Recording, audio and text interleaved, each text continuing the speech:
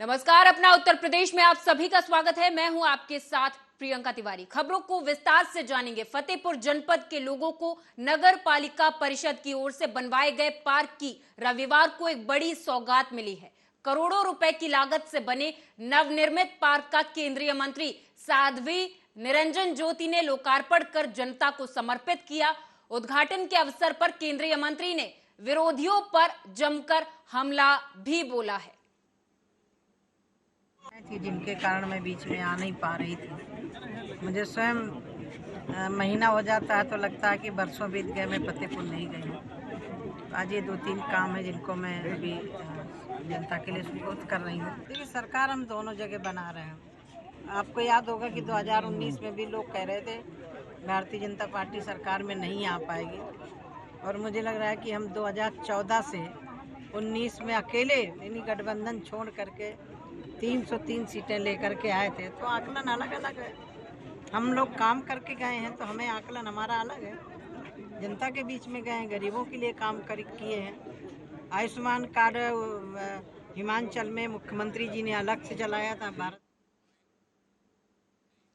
बिजनौर से अगली खबर है। बता दें कि पुलिस और बदमाशों के बीच मुठभेड़ हुई है। इनामी बदमाशों के पैर में गोली लग गई है। 2 पुलिसकर्मी जो घायल हो गए हैं। पुलिसकर्मियों के भी पैर में गोली लगी है। घायलों को जिला अस्पताल में भर्ती करवा दिया गया है।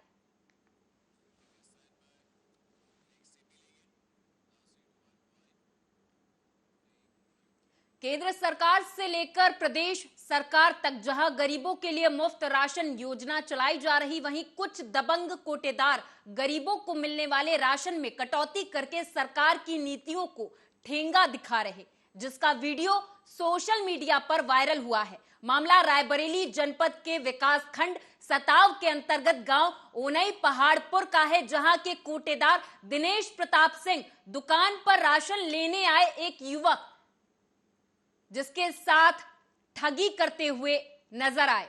वीडियो में साफ साफ सुना जा सकता है कि दबंग कोटेदार कह रहा है कि दुकान का किराया देना है, ये सब कहां से आएगा, ज्यादा बोलोगे तो तुम्हारा राशन कार्ड निरस्त कर दूंगा।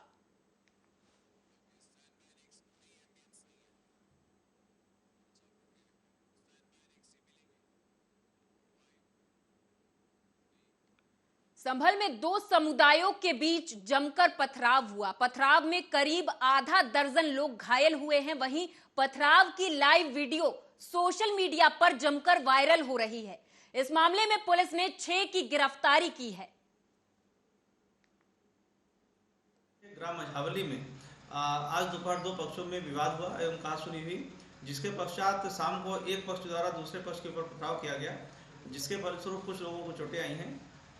मजलूमों को मेडिकल कराते हुए तहरीर के आधार पर अभियोग पंजीकृत कर लिया गया है। साथ ही नामित 6 व्यक्तियों को गिरफ्तार कर लिया गया है।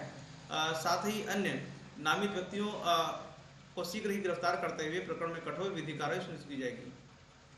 थाना बनियाठेर के मथुरा से अगली खबर है। बता दें, पुलिस और बदमाशों के बीच मुठभेड़ हुई है, जिसमें एक बदमाश को गोली लगी है। हालांकि पुलिस ने 2 शातिर लुटेरों को मुठभेड़ के दौरान गिरफ्तार किया है। घायल बदमाश को उपचार के लिए जिला अस्पताल में भर्ती करवा दिया गया है। आज कोसीकला थाने की पुलिस को यह सूचना मिली थी कि फ्रिज लूट से संबंधित 2 अभियुक्त गोपाल बाग सर्विस रोड से होकर के किसी अन्य वारदात की फिराक में गुजरने वाले हैं। इस पे पुलिस के टीम के द्वारा वहां पे चेकिंग लगाई गई। पुलिस को एक मोटरसाइकिल पे 2 व्यक्ति आते हुए दिखाई दिए। उनको पुलिस टीम के द्वारा रुकने का इशारा किया गया तो उनके द्वारा पुलिस पर फायर किया गया। पुलिस के द्वारा भी आत्मरक्षार्थ फायर किया गया। ये इसमें एक अभियुक्त जो कि फ्रिज लूट से संबंधित था, सलमान उर्फ कंजा, को गोली लगी हुई है, जिसको कि नजदीकी सीएचसी पे भर्ती कराया गया है, तथा एक अन्य अभियुक्त राहुल जो इसी वारदात से संबंधित था, उसको गिरफ्तार किया गया है। मौके से एक मोटरसाइकिल, एक तमंचा, एक चला हुआ कारतूस तथा एक जिंदा कारतूस बरामद हुआ है। आवश्यक विधि अगली खबर रायबरेली के खीरो थाना क्षेत्र ग्राम हरदी के शिवपुर हुसैनाबाद गांव निवासी की है, जहां पर सुदेश जो कि हरदीपुर का निवासी है, उसकी पत्नी सुनीता जिसकी उम्र 45 वर्ष बताई जाती है। सुनीता अपने घर पर सुबह खाना बना रही थी, उसी समय चूल्हे से चिंगारी निकलने से आग लग गई। आग की लपटें इतनी तेज थी कि जिससे गृहस्थी का सारा सामान जलकर राख हो गया है। आग की लपटों में आने से कई लोग, इसमें 3 लोग गंभीर रूप से घायल हुए हैं, झुलस गए हैं।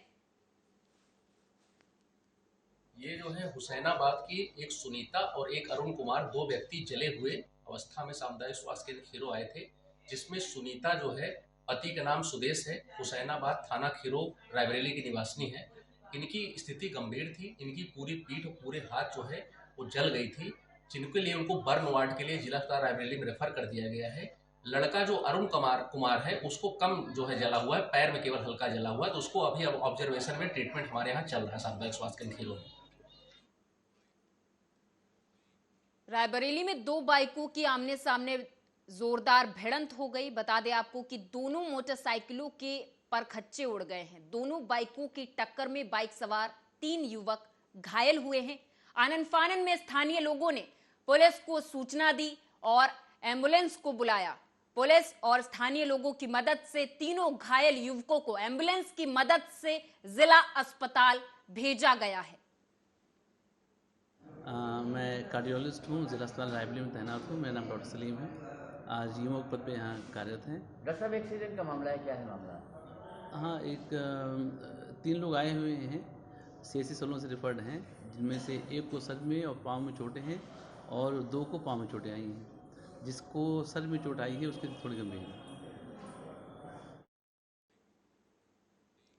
डोंबिवली में करीब 100 करोड़ रुपयों की परियोजनाओं की शुरुआत करते हुए मुख्यमंत्री एकनाथ शिंदे ने कहा कि केंद्र और राज्य में एक मत की सरकार होने से विकास कार्यों को गति मिलती है।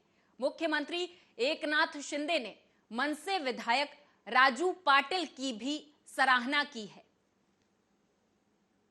त्यावेळेस पहिल्याच कॅबिनेटमध्ये आम्ही सगळ्यात आधी या राज्याच्या विकासाचे जे प्रश्न होते, प्रस्ताव होते, त्याला मान्यता दिली।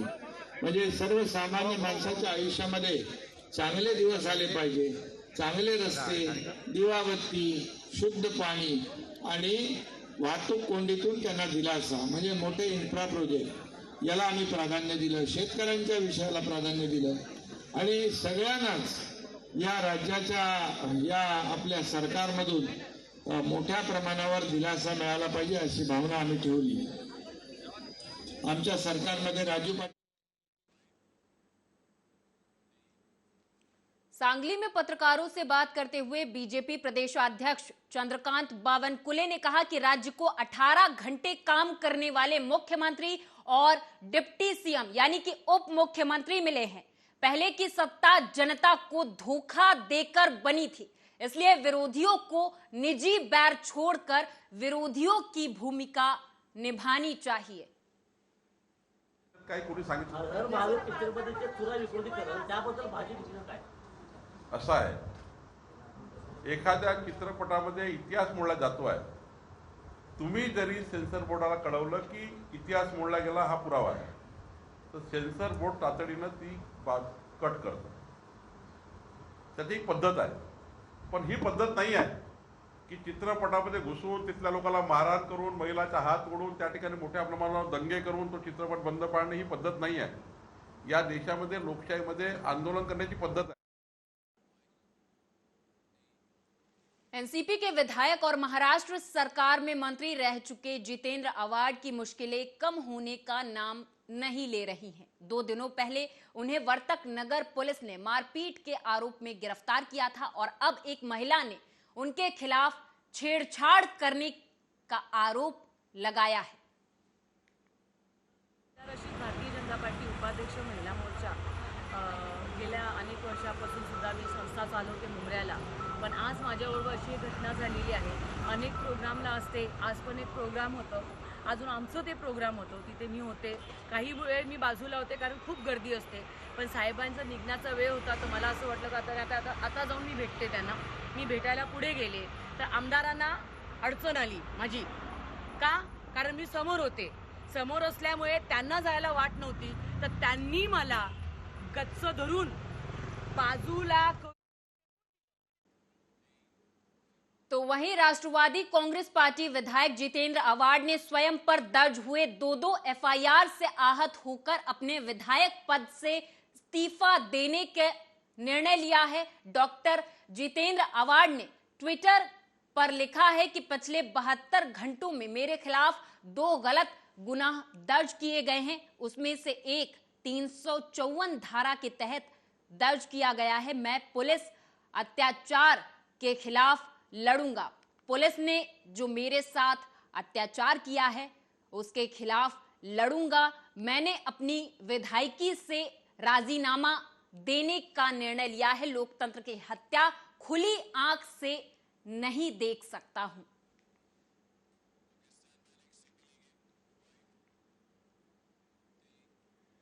जलगांव जिले के चोपड़ा तालुका में रास्तों पर पड़े गड्ढों को भरने की मांग को लेकर आम लोगों ने आंदोलन शुरू किया। आंदोलनकर्ता डॉक्टर चंद्रकांत ने मांग की है कि रास्तों को बनाते समय ठेकेदार अच्छे मटेरियल का इस्तेमाल नहीं कर रहे हैं। ऐसे ठेकेदारों पर एफआईआर दर्ज किया जाना चाहिए।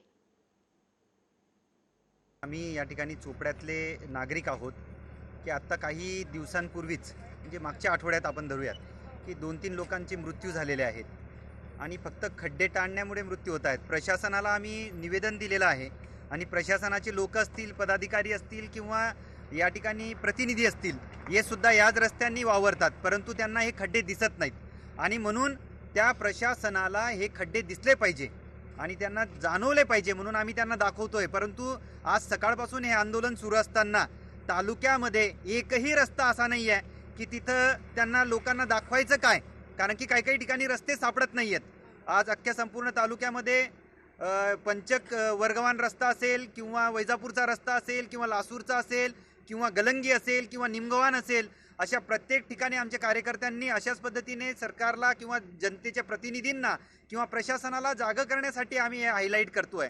आणि जर 8 दिवसाची अजून परत मुदत दिलेली आहे, 8 दिवसात जर यांनी त्यांच्यावर जे काही ठेकेदार असतील त्यांच्यावर जर कारवाई नाही केली तर आम्ही सदोष मनुष्यवधाचा गुन्हा दाखल करणार आहोत।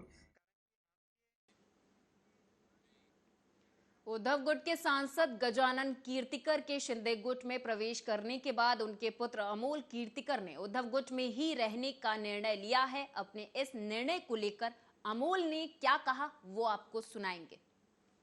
आदित्य साहेबांच्या नेतृत्वामध्ये काम करतो, आजही करत आणि भविष्यात करत राहणार।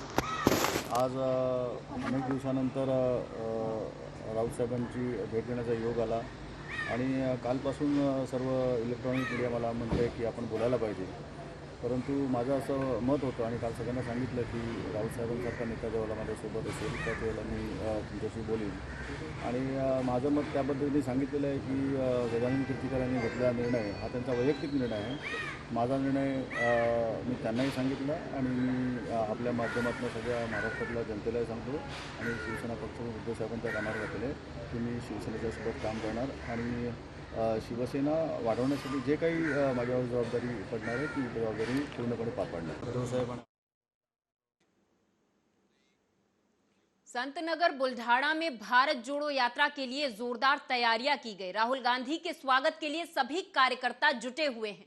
बता दें कि भारत जोड़ो यात्रा के दौरान 18 नवंबर को राहुल गांधी एक जनसभा को भी संबोधित करेंगे। कांग्रेस की तैयारियों के बारे में प्रदेश कांग्रेस सचिव देवानंद पवार ने जानकारी दी है। माननीय राहुलजी गांधी कन्याकुमारी ते काश्मीरपर्यंत जी यात्रा घेऊन निघालेली आहे ती यात्रा या शेगावमध्ये 18 तारखेला दाखल होणार आहे आणि या ठिकाणी एक भव्य दिव्य असं एक मोठ्या सभेचं आयोजन इथं करण्यात आलेलं आहे आणि या सभेमध्ये जवळपास 5 लाख लोक वेगवेगळ्या भागातून संपूर्ण राज्यातून इथं जमा होतील अशी तयारी या ठिकाणी झालेली आहे। जे पोलीस प्रशासन आहे ज्यांना परवानगी देतील तेवढेच लोक त्या ठिकाणी जातील, कारण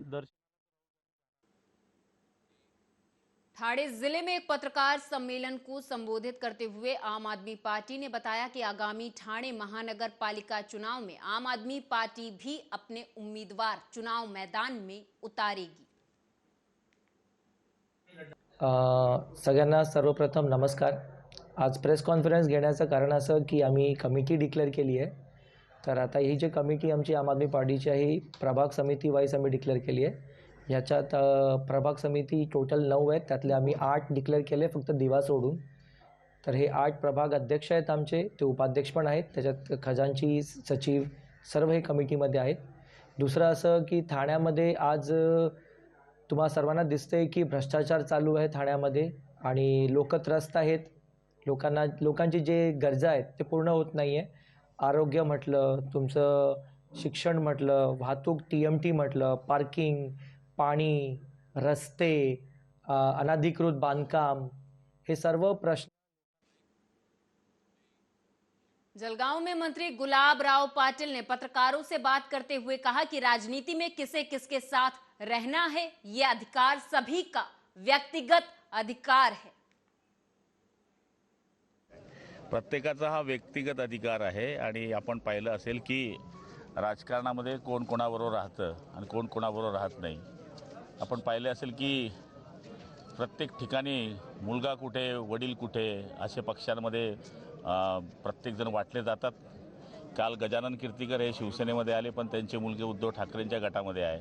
साहजिक आहे कुंभारे मॅडम तिकडे जर गेले असतील. हाल ही में गुजरात विधानसभा चुनाव के लिए भारतीय जनता पार्टी ने उम्मीदवारों की पहली लिस्ट जारी की है. उसमें भारतीय क्रिकेट टीम के दिग्गज खिलाड़ी रविंद्र जडेजा की पत्नी रिवाबा रविंद्र सिंह जडेजा का नाम भी शामिल है. लेकिन अब दिलचस्प बात जडेजा की बहन की है. दरअसल नैना जडेजा गुजरात में कांग्रेस के लिए कैंपेनिंग कर रही हैं. गुजरात के इस नए समीकरण को समझेंगे इस रिपोर्ट में.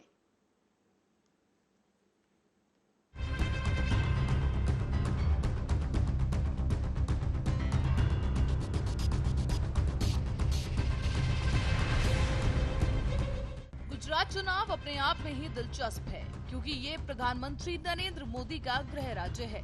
यही कारण है कि पूरे देश की नजर गुजरात चुनाव पर टिकी हुई है. इन सब के बीच अब गुजरात की जामनगर सीट भी खूब चर्चाओं में है और इसकी वजह है यहाँ के उम्मीदवार. जामनगर से बीजेपी ने क्रिकेटर रविंद्र जडेजा की पत्नी रिवाबा जडेजा को मैदान में उतारा है. अब कयास लगाए जा रहे हैं कि कांग्रेस यहां से रविंद्र जडेजा की बहन नैना जडेजा को उनके खिलाफ उतार सकती है क्योंकि वो जामनगर कांग्रेस महिला मोर्चा की अध्यक्ष भी हैं और बीते काफी समय से राजनीति में सक्रिय भी. समझने वाली बात है कि जामनगर उत्तर की सीट पर पहले से ही बीजेपी का कब्जा है और धर्मेंद्र सिंह जडेजा यहाँ से विधायक है. इससे पहले वो यहाँ से 2012 में कांग्रेस की टिकट पर जीते थे. इसके बाद वो बीजेपी में शामिल हुए और साल 2017 में भी इस सीट पर जीत हासिल की. और इस बार का मुकाबला यहाँ तब और ज्यादा दिलचस्प हो जाएगा अगर कांग्रेस इस पार्टी से जडेजा की बहन को उतारेगी और ये मुकाबला कांग्रेस बनाम बीजेपी से ननद बनाम भाभी में बदल जाएगा. दरअसल इंडियन क्रिकेट टीम के ऑलराउंडर रविंद्र जडेजा की पत्नी रिवाबा और उनकी बहन नैना जडेजा अलग अलग पार्टियों में है. ननद भाभी के बीच अक्सर ही नोकझोंक की खबरें भी सामने आती रही. जडेजा की पत्नी रिवाबा ने साल 2019 के लोकसभा चुनाव से पहले ही बीजेपी ज्वाइन कर ली थी और उसके कुछ ही वक्त बाद जडेजा की बहन नैना ने भी कांग्रेस ज्वाइन की. जब से नैना ने कांग्रेस ज्वाइन की वो काफी सक्रिय नजर आ रही हैं. माना जाता है कि उनकी लोगों में अच्छी खासी बैठ है. अब सवाल यहाँ खड़ा हो रहा है कि आखिर एक ही सीट से अगर बहन और पत्नी चुनाव लड़ाई लड़ते हैं तो रविंद्र जडेजा आखिर किसका साथ देंगे. या तो वो भाई का धर्म निभाएंगे या पति का. ये कहना गलत नहीं होगा कि कांग्रेस और बीजेपी ने उनके सामने एक बड़ी मुश्किल खड़ी कर दी है. जडेजा की बहन नैना की बात करें तो मां के निधन के बाद उन्होंने ही पूरे घर की जिम्मेदारी संभाली. यहाँ तक कि जडेजा को क्रिकेट की दुनिया में लाने के लिए भी उनकी खूब मेहनत देखने को मिली. दूसरी ओर रिवाबा जडेजा की बात करें तो वो मूल रूप से राजकोट की रहने वाली है. उनके पिता शहर के जाने माने बिजनेसमैन हैं.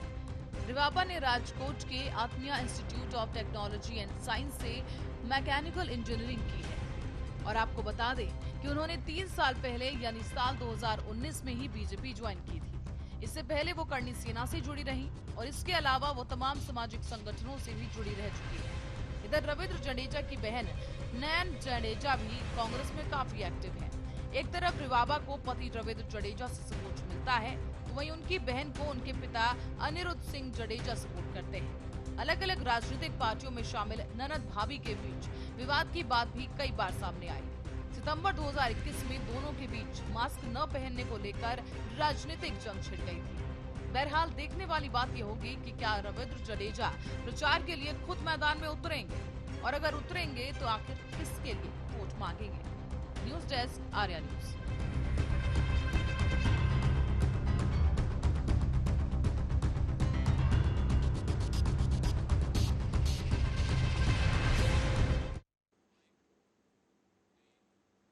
और इसी के साथ इस बुलेटिन में मेरे साथ बस इतना ही। आप देखते रहें आर्या न्यूज।